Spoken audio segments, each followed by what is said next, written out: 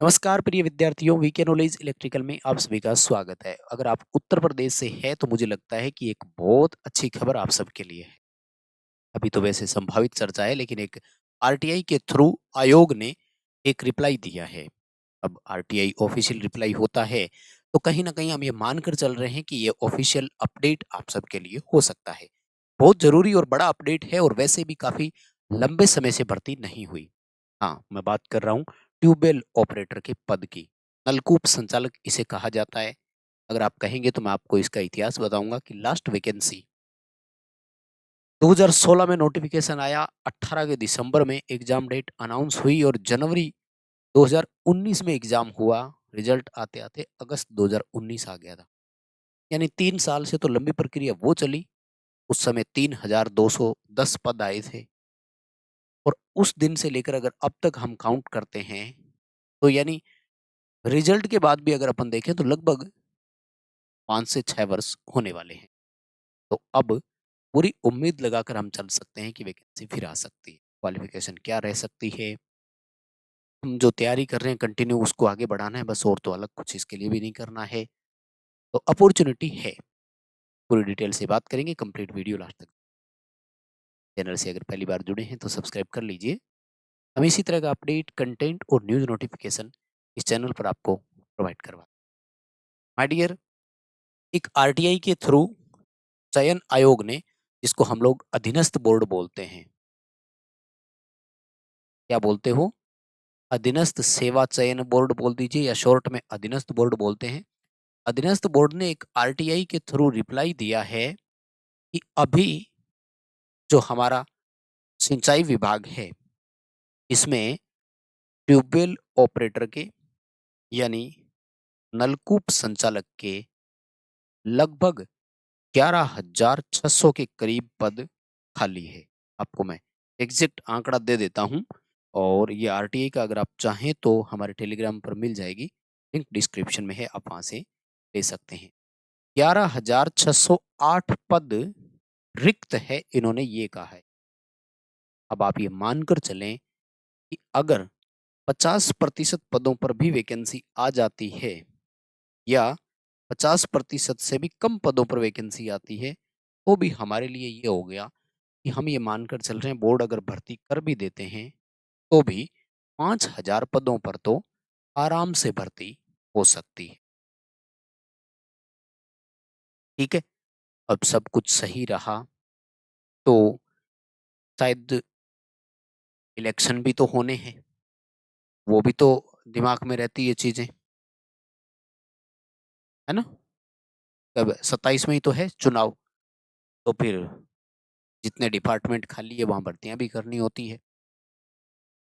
तो 5,000 पदों पर है, और अगर इस मिड ईयर में निकालते हैं तो ये कंप्लीट होते होते 1 डेढ़ साल का समय ले लेती है, क्योंकि ये अधीनस्थ बोर्ड वाली भर्तियां इतनी जल्दी कंप्लीट नहीं होती है। हमारा विद्युत सेवा आयोग तो मोस्टली जल्दी जल्दी कंप्लीट कर ही देता है, लेकिन ये जल्दी से नहीं। तो फिर भी ये मानकर चल रहे हैं कि इस वर्ष 2026 में ये कभी भी भर्ती आपको देखने को मिल सकती है, और मोर देन 5,000, 5,000 से ज्यादा ही पदों पर होगी, ये भी कंफर्म है। तो अच्छी है। अगर मैं यहाँ पर एज का आपको बताऊं, जो कि पिछली भर्ती के अकॉर्डिंग था, तो वो था 18 साल से लेकर 40 साल तक का एज। तो कोई भी नहीं छूटेगा इसमें, तो क्योंकि ये जो एज क्राइटेरिया है ये अनरिजर्व के लिए है। अब अगर इसमें मैं बात करूं रिजर्व कैटेगरी की, तो एज पर रिजर्वेशन को रिलैक्सेशन मिलेंगे। जैसे आप ओबीसी से है तो आपको 3 साल का रिलैक्सेशन मिल जाएगा। आप अगर एससी या एसटी से फॉर्म अप्लाई करेंगे तो आपको 5 साल का रिलैक्सेशन मिल जाएगा। और वेतन आयोग तो छोड़ दीजिए, उस समय 5200 वाला जो आपका पे बैंड था, वो जिसे हम लोग 1900 ग्रेड पे बोला करते थे, जो कि अभी आपके लेवल 2 की नौकरी है। ये 8वां वेतन आयोग भी आ जाएगा जब तक ये कंप्लीट होगी। तो नया पे स्केल निकल कर आएगा सामने। मानकर चलना कि जो बेसिक आपका रहेगा वो कम से कम भी तो, क्योंकि 19,000 वाला जो बेसिक है वो ज्यादा नहीं तो 40,000 क्रॉस जरूर कर जाए।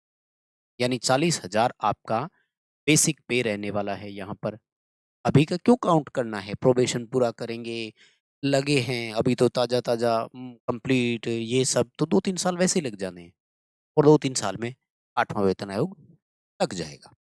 उसमें आपका बेसिक पे मानकर चलना कि 40,000 के आस-पास। इस पर डीएनएस अलाउंस ये वो दुनिया भर के भत्ते। तो भाई मुझे लगता है कि अगर आप यूपी से हैं, तो एक बार आप अपने सिलेबस को कवर करके चलें साथ में। एक्स्ट्रा तो कुछ नहीं करना, ऐसे तो ये नहीं है कि आज ही सब कुछ छोड़-छाड़ करके इसके पीछे पड़ जाएँ। लेकिन आप कंटिन्यूटी थोड़ी रख सकते हैं। इससे क्या है कि अचानक सब कुछ नहीं पढ़ना पड़ेगा। पहले से थोड़ी बेहतर तैयारी हो तो आप उसको रिवाइज़ प्रॉपर कर पाते हैं। तो केवल इस वीडियो के माध्यम से आपको अवेयर कर रहे हैं कि अच्छे खासे पद खाली है, डिपार्टमेंट भर्ती कभी भी कर सकता है, आपको कंटिन्यूटी बनाकर रखनी है। हालाँकि प्रक्रिया लंबी चलेगी, पिछली बार की तरह हो ही जाए तो क्या पता? क्योंकि पिछली बार जो भर्ती आई थी वो 2016 में आई, एग्ज़ाम हुआ 2019 में, है ना? जब तक बच्चों के रिज़ल्ट, जॉइनिंग, डॉक्यूमेंट वेरिफ़िकेशन हुए, भाई साहब 2020 आ गया था। तो आप देख लीजिए 4-4 साल भर्तियाँ कंप्लीट होने में लग गया, तो नई भर्ती आने में कितना टाइम लगता होगा? तो मेरे हिसाब से ठीक-ठाक है। एक पॉइंट जो आप सब मुझसे पूछेंगे मुझे लगता है, जो आप सबके लिए, वो है क्वालिफ़िकेशन को लेकर। तो क्वालिफ़िकेशन 10 प्लस आईटीआई रहेगा, इसमें तो कोई डाउट नहीं है, ठीक है? कुछ बच्चे वो सवाल पूछते हैं पीईटी को लेकर, है ना? प्री एलिजिबिलिटी टेस्ट जिसको बोलते हैं। अधीनस्थ बोर्ड की जितनी भी भर्तियाँ होती है, उसमें पीईटी माँगा जाता है देखो। अब इसका तो क्या रहेगा, वो ऑफिशियल नोटिफ़िकेशन जब आएगा तब अपन और देख लेंगे। लेकिन इस बीच अगर पीईटी हो तो ध्यान रखें कि आपको देना है। ठीक है ना? जैसे हरियाणा में सीईटी होता है, राजस्थान में सीईटी होता है, आपके अपने यहाँ यूपी में अपने पीईटी होता है, तो उसी हिसाब से आते हैं। तो आईटीआई, अब आईटीआई की ट्रेड कौन-कौन सी है? बहुत सारी ट्रेड्स को मौका मिलता है, कॉम्बिनेशंस ऑफ ट्रेड रहती है। उसमें सबसे पहले जैसे मैं अगर बात करूँ तो इलेक्ट्रीशियन ट्रेड को मौका मिलेगा। इलेक्ट्रीशियन के अलावा वायरमैन को भी मौका मिलता है।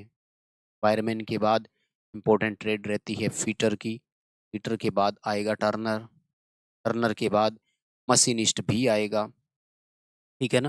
तो मशीनिस्ट जो है उनको भी मौका मिलेगा और मशीनिस्ट के बाद में यहाँ पर pump operator, tubewell operator special ऐसे करके भी कई और ट्रेड।